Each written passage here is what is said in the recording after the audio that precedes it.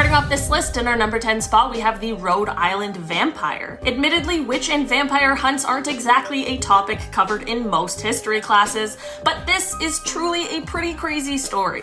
In the late 1800s, tuberculosis was spreading pretty rapidly in Connecticut, Rhode Island, and Vermont. This obviously would have been pretty terrifying for the residents of these places, but things quickly took a very dark turn.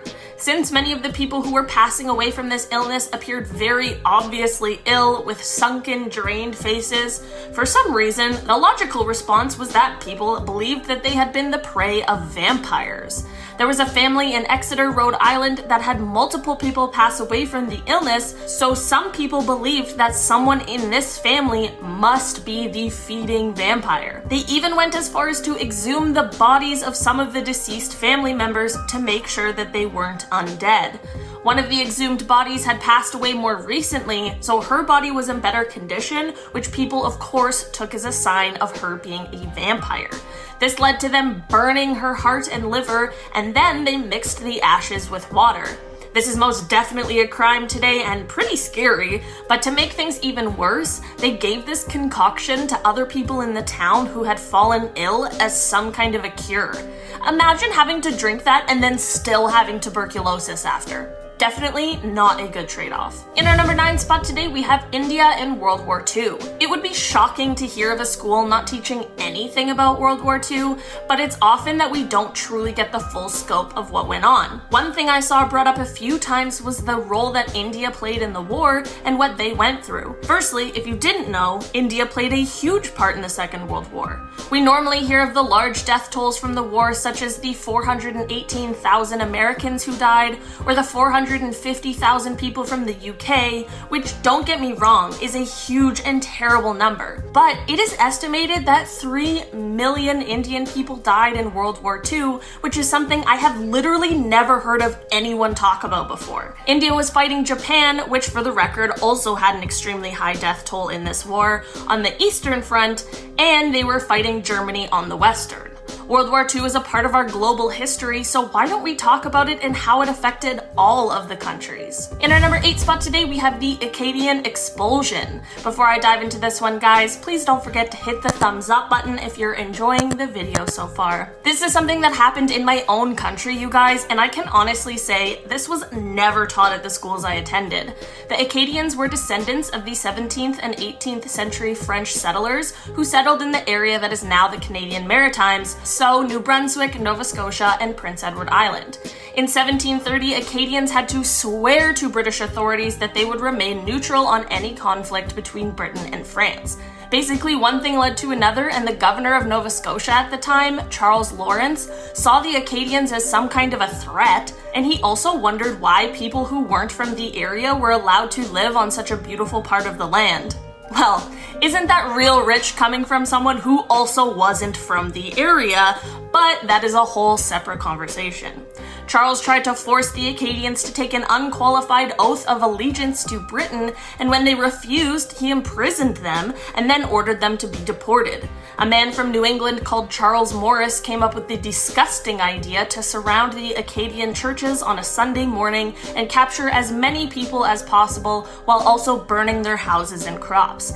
This whole situation led to approximately 10,000 Acadians being deported, and apparently this whole ordeal had a fatality rate of 53% for the Acadians.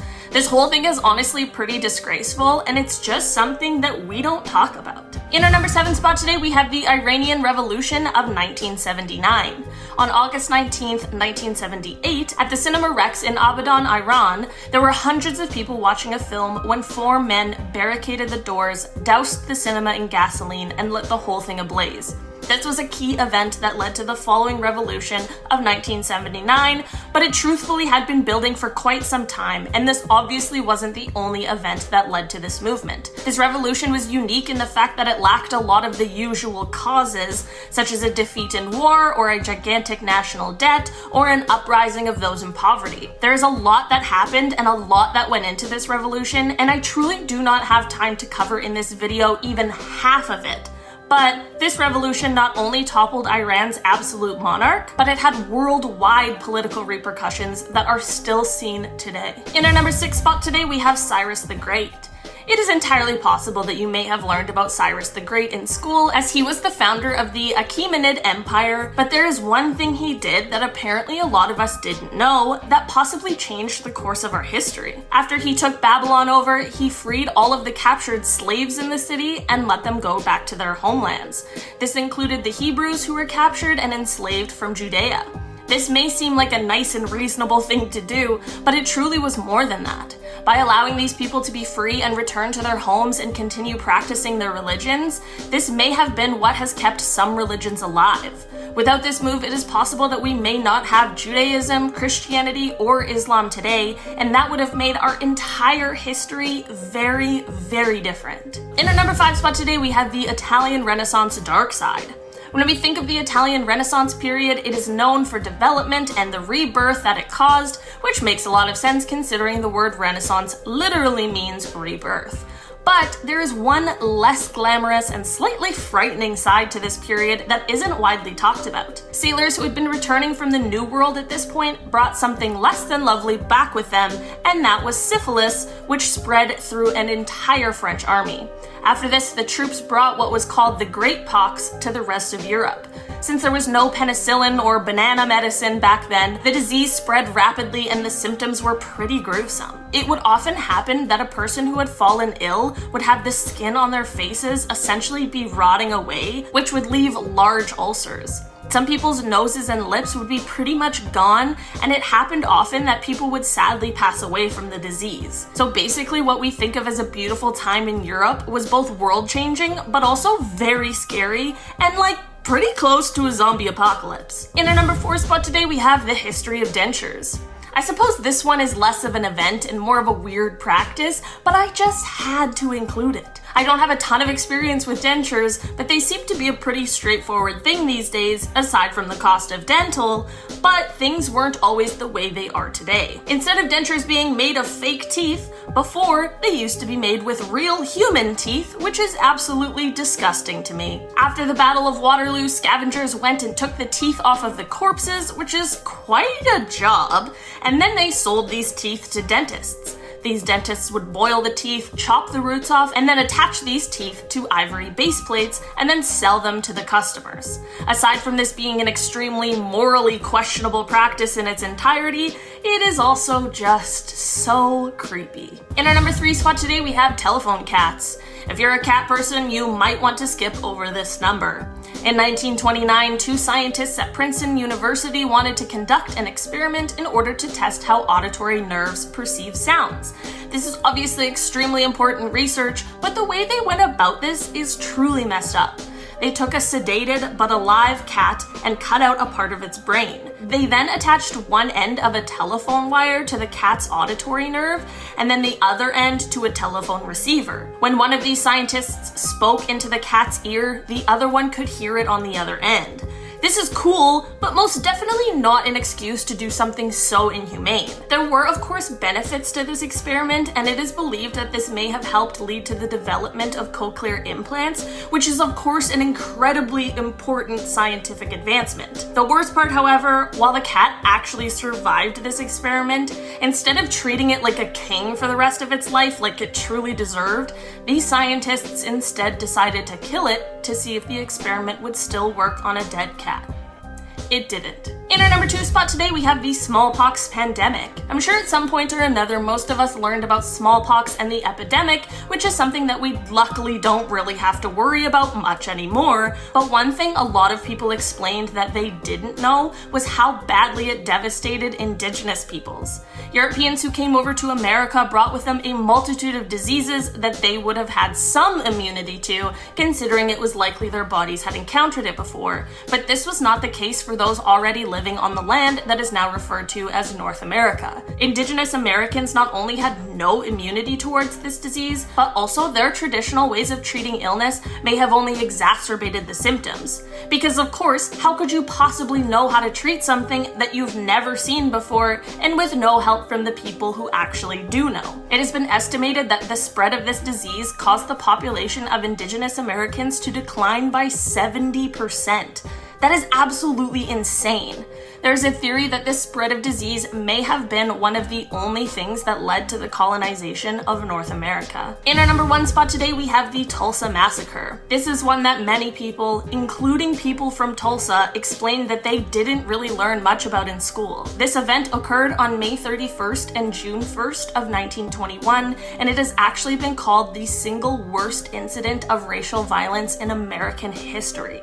This happened in the Greenwood district of Tulsa, Oklahoma, and basically just mobs of white racist people went out and attacked black residents and businesses. What started this was when a 19-year-old black man named Dick Rowland was accused of harming a 17-year-old white girl, and he was subsequently arrested, and there were rumors that he was going to be lynched. This of course drew a bunch of racist white people out of their homes to participate, but then a group of around 75 black men also showed up to make sure that he didn't get lynched. One thing led to another, and a firefight broke out that led to 10 of the white people and 2 of the black people being killed.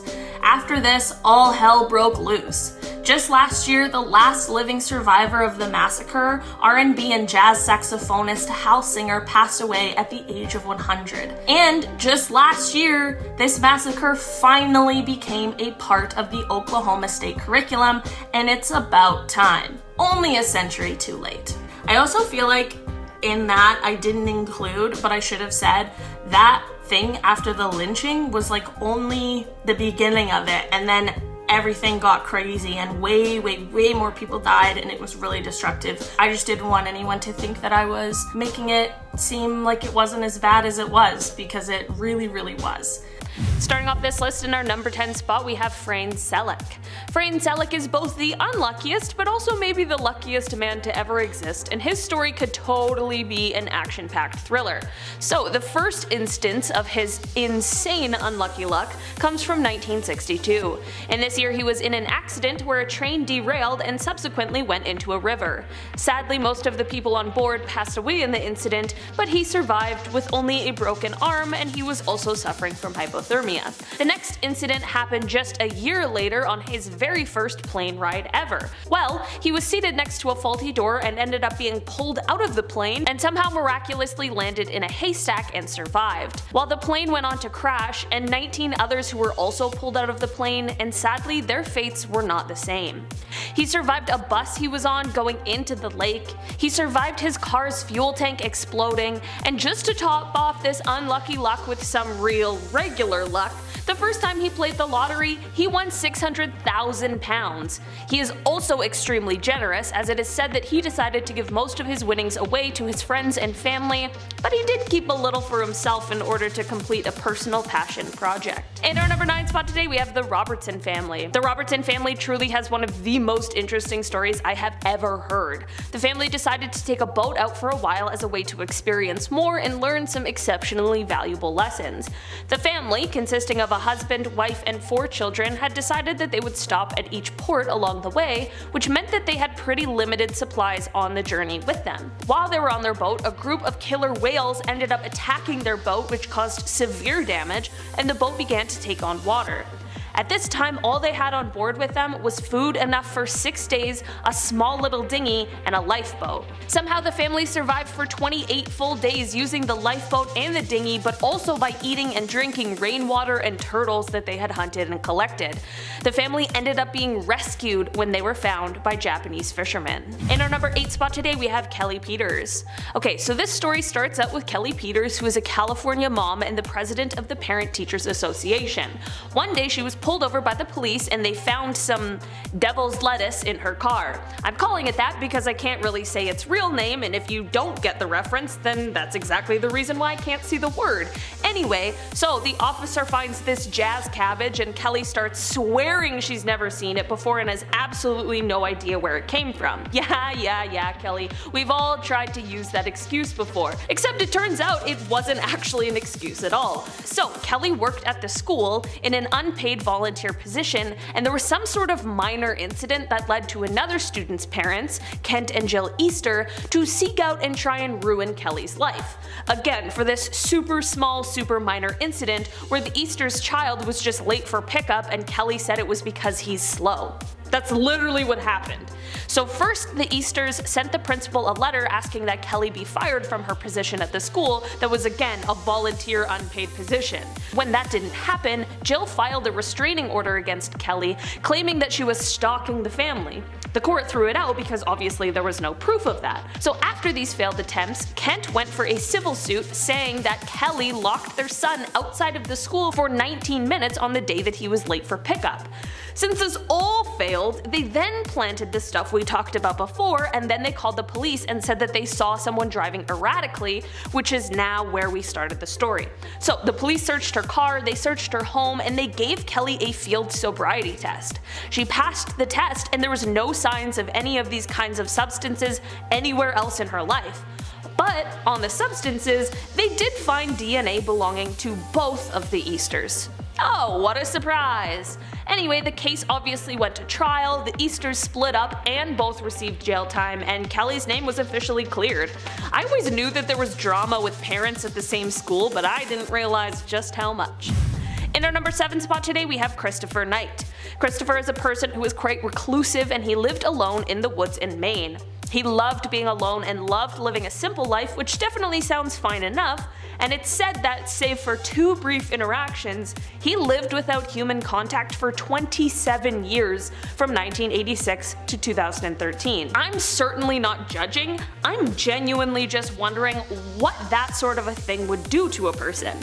Here's where things get sort of unbelievable though. While living this totally secluded life, he was living in the woods of Maine, like I said before, but he was living in a small camp that he had set up that was kind of hidden from everyone because it was within a cluster of glacial erratic boulders.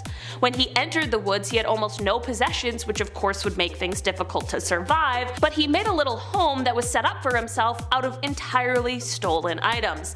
That's right, this guy would go around to other camps and cabins nearby and steal their stuff, roughly 40 burglaries a year in order to continue on surviving while having no contact with anyone else.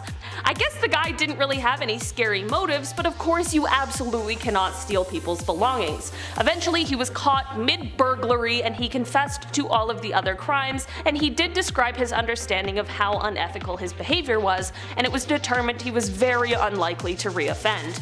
Christopher spent 7 months in jail, he paid $2,000 in restitution, and he completed a court program and 3 years of probation. After his release, he went on to meet with a judge every week, he avoided alcohol, and he secured a job with his brother. There have been many articles written about Christopher's pretty fascinating story, and people are always trying to get to the bottom of why he lived his life like this. He's quite reluctant to share, but what he has said is, quote, "Solitude bestows an increase in something valuable. My perception. But when I applied my increased perception to myself, I lost my identity. There was no audience, no one to perform for. To put it romantically, I was completely free." In our number 6 spot today, we have Linda Riss. Okay, this is a story that actually has a movie that was made about it, so you know it's a wild one. Basically, Burt Pugak and Linda Riss basically fell in love at first sight in 1959. They were crazy for each other and things seemed like complete paradise for the couple. Until Linda discovered that Burt was already married with children and that she called off the affair. This is when Burt turned into even more of a psycho and he began to threaten Linda. He said, quote, "If I can't have you, no one else will have you, and when I get through with you, no one else will want you." Burt needs to chill the heck out, but he did the exact opposite of that when he heard that Linda had gotten engaged to another man. He then paid 3 assailants to toss lye into Linda's face, which left her blind in one eye, nearly blind in the other, and with permanent scarring. Burt was convicted of the horrible crime and spent 14 years in prison, but while he was in there, he continually wrote letters to Linda. This story is already wild enough, but it does not end here. Upon his release from prison in 1974, Burt and Linda resumed their relationship. They co-wrote a book together about the whole ordeal as well, and legal troubles were not over for Burt, however, as he was again accused of being harmful to a woman that he was having an affair with, and Linda testified at at his trial as a character witness for Bert. Imagine being a character witness for someone who did that to you. I'm not judging, I just do not understand. Anyway, Linda went on to live until 2013, and Bert passed away basically a year ago now on December 24th, 2020. Their story will certainly live on because it is very bizarre. In our number 5 spot today, we have the art scandal. This story takes place at a local coffee shop in Binghamton, New York. I don't know how to say that city, sorry if I said it wrong. Basically, this shop started hanging colorful abstract paintings on its walls, and people visiting the shop began noticing and wanted to know who painted them and how much they could purchase them for. Well, the price was set to be around $253, and the artist? 3-year-old Marla Olmsted. This toddler quickly became a sensation in the media, and she was creating pieces that were selling at auctions for like $6,000. It was absolutely insane. To make this story even more wild, there was controversy over the paintings and whether or not her parents had helped the child create them. Are you kidding? Who cares if the parents helped her? You're still paying thousands of dollars for a child's piece of art. Don't get me wrong, there's some talented kids out there, and getting a piece of art from a kid always makes your heart melt, but $6,000 worth of heart melting? I'm not so sure. Like the kids using Crayola paint. Anyway, do you think this was a case of a child prodigy, or were these people getting scammed? In our number 4 spot today, we have the diamond heist. So this story took place in 1940 during the Second World War and involves Colonel Montague, who is nicknamed Monty. So Monty was an undercover agent who was working with MI6, and when Germany began invading Amsterdam, Monty knew that they were going to try and go after some of the most valuable things, so instead of just waiting for them to be stolen, Monty decided to steal them first. You know, obviously to keep them safe. So basically, he somehow managed to get a key to the entrance of the Amsterdam diamond market. I don't know, I feel like everything about that should be a little more inconspicuous, but hey, it was the 1940s. Anyway, so he travels through the diamond place in just regular plain clothes, breaks in, but is it really breaking in if you have a key? I guess so, because he wasn't supposed to have the key, but anyway, he breaks in, but he doesn't know the code to the vault. He thinks about past clues he's gathered to try and figure it out, and for 24 hours this man works on getting into the safe. Literally, as he hears German forces around the building about to get in, he manages to get into the vault and complete his heist. He traveled with the diamonds all the way back to England before turning the valuables back over to the Dutch government. See what I mean? This could totally be a movie for sure. In our number 3 spot today, we have Doug Scott. Despite all of the risks that come with mountain climbing, people love to do it. When out in the elements, in the wilderness, things can quickly go awry, and when things are bad, it takes a different kind of person to somehow get through it, and that is clearly seen in the story of Doug Scott. Doug was descending from a mountain that had been nicknamed the Ogre, and something happened that caused him to break not one, but both of his legs. As I'm sure you can imagine, that is something that would make things pretty difficult when it comes to mountain climbing. Doug simply was not about to just give up though. This man crawled on his hands and knees for days, and he somehow managed to make it down off of the mountain alive. I talked about this story recently, but I had to bring it back up for this video because I simply just cannot believe the strength and willpower that Doug showed. When asked how he managed to stay alive, Doug was all blasé about his insane survival skills and said, quote, "It was no problem because I'd only broken both tibia. If I'd broken my femur, then I've no doubt I'd still be on that mountain." Doug could definitely have a movie made about him. In our number 2 spot today, we have Sidney Riley. Sidney has a life story that is truly a movie waiting to happen. He was born in Odessa, Russia, and was the son of a landowner and was brilliant right from the beginning. He was a talented linguist and learned how to speak over 7 languages while I'm over here struggling with 1. When he was 19 years old, he snuck onto a ship that was headed to Brazil as a little stowaway. Once in Brazil, he took on a series of different regular jobs in order to make ends meet, but one day as he was cooking for some British explorers, he was attacked. He managed to fend all of the people off himself, and it managed to impress all of those around him. Basically, after witnessing his exceptional skill set, they all turned to him and said, "Have you ever considered being a part of the Secret Service?" Sidney then went on to spy training, and after this he was sent back to Russia in order to collect information. He earned himself the nickname the Ace of Spies. There are rumors that he is actually the person who inspired Mr. Bond himself. In 1905 he tricked an oil concession holder into selling oil to Britain, which in the end really benefited Britain's future energy supplies. In the end, in 1925, Sidney was in Russia when he was finally caught and ended up being executed. There are so many things and stories about Sidney and his missions and all of the things that he did that there is definitely an action-packed movie just waiting to be made about him. In our number 1 spot today we have The Rescue. This is a story that a lot of us will probably remember because it happened just a few short years ago in June and July of 2018.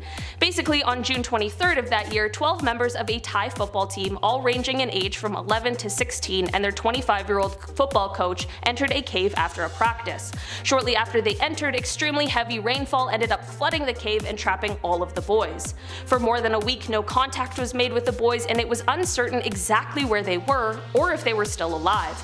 The rescue efforts attracted attention from all over the world because this wasn't just any rescue effort. Because of the rain and the constant flooding, this required highly specialized and skilled cave divers, and there's not a ton of those hanging around. British divers John Valanthin and Richard Stanton volunteered their time and expertise, and on July 2nd, they were able to locate all of the missing boys alive. The problem, however, is that the group was about a 4-kilometer cave dive away from getting out, which provided a whole bunch of new risks, and the cave was only becoming more and more flooded as each day passed. There was so much that went into these rescues, and it was so dangerous that a member of the Thai Navy SEALs, Saman Kunan, passed away during a rescue operation, and another SEAL, Barut Pakbara, passed away in 2019 due to a blood infection that he contracted during the operations. In the end, all of the boys and their coach were miraculously saved after 18 days of being stranded, thanks to a ton of volunteers who risked their lives to help.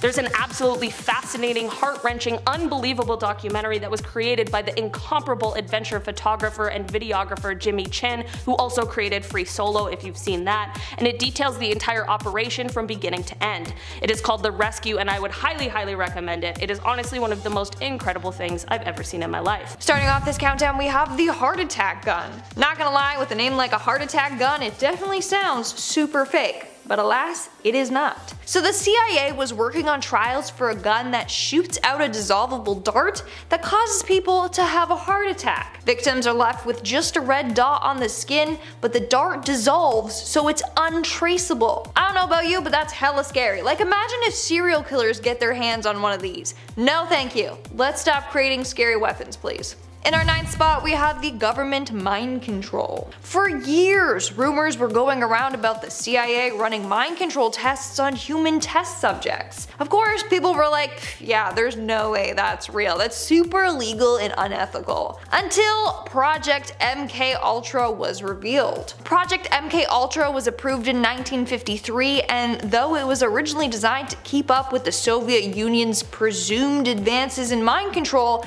things escalated into illegal drug testing on Americans. These experiments consisted of trying to manipulate the test subjects' mental states and brain function. Some people were injected with high levels of LSD. Others were subjected to electrical shocks. Others were left in isolation or injected with different chemicals. All of this was done to see if they could, in the end, control the individual. In our 8th spot, we have the platypus. Oh, look, a platypus. Patty the platypus! Smash that like button if you know the reference. Okay, so this one is quite strange, but for the longest time the platypus was thought to be a hoax. People were like, yeah, there's no way this mutated beaver duck creature is real. So British scientists first saw the remains of a platypus in the 18th century. They found the creature so strange that they're like, no, someone took a bill of a duck and an otter's body and just sent us this as a joke. A surgeon even opened up the creature and looked for any stitches to expose the fraud. But alas, the platypus is real.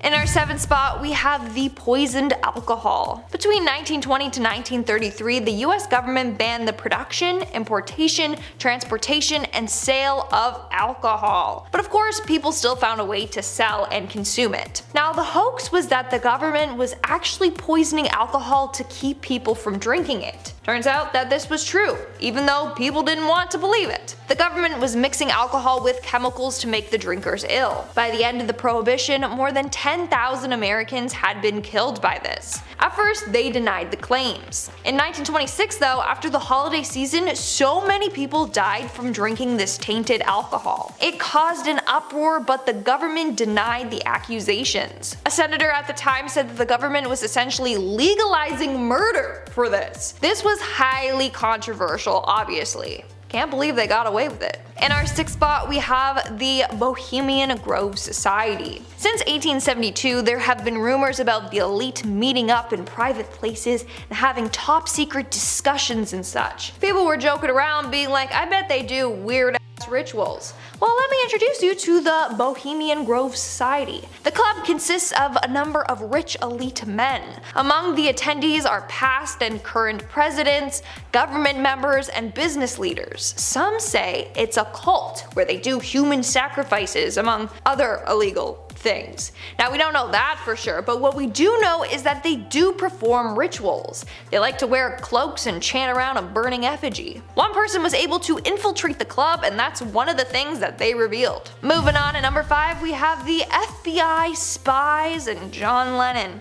Here's an interesting hoax surrounding one of the Beatles band members, John Lennon. So apparently John Lennon was being watched by the FBI. Now, a lot of people didn't believe this. They're like, it's John Lennon, he's harmless, why are they spending their efforts tracking a musician? But it is indeed true. Lennon was considered a huge threat for a number of reasons, like his anti-war activities and songs like Give Peace a Chance. Apparently the Nixon administration did not like this. So in 1971, he was put under surveillance by the FBI. In fact, the Immigration and Naturalization Service even tried to deport him a year later. That's just crazy. Moving on to number 4, we have asbestos. Obviously nowadays we know how dangerous asbestos is and that it causes cancer. But around the 1950s, the dangers of asbestos were thought to be a complete hoax. Before 1990, asbestos was mainly used for insulating buildings and homes. It was in roofing shingles, house siding, ceilings, walls, you name it. When people started getting sick, manufacturers were like, no,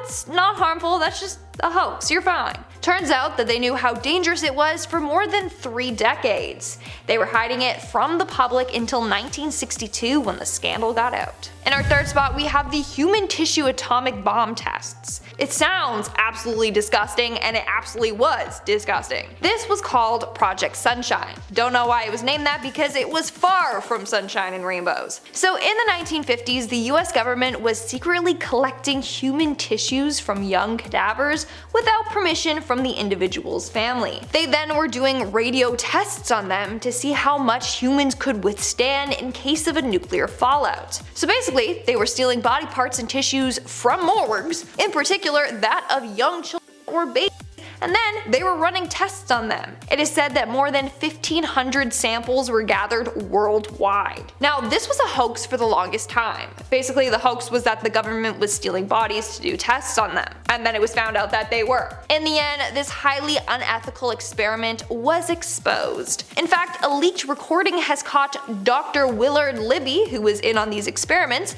saying, and I quote, "I don't know how to get them," referring to the body parts. "But I do say that it is a matter of prime importance to get them, and in particular in the young age group. So human samples are of prime importance, and if anybody knows how to do a good job of body snatching, they will really be serving their country."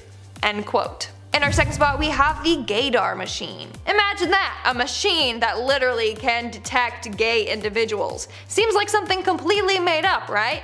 Wrong. Turns out that in the 1960s, the government of Canada was so scared about homosexuality that they actually tried to make a gaydar machine. A university professor came up with a machine that measured pupil dilation in response to same-sex erotic imagery. If it dilated a certain way, you'd be deemed gay and wouldn't be able to get jobs in the military and such. More than 400 men were rejected or fired from jobs because of this machine. And it's completely BS, we all know that. And in our number 1 spot today, we have the gay bomb. This next thing is so outrageous that it is downright laughable. So apparently, the US Air Force wanted to use pheromones as a weapon. Their idea was to drop a bomb on enemy troops with female pheromones so that they would all of a sudden become attracted to each other and get distracted and turned on in the battlefield. This literally seems like the biggest hoax ever. But I swear, they literally had blueprints, they just never made it. And it's a good thing they didn't. Like, it's stupid and silly.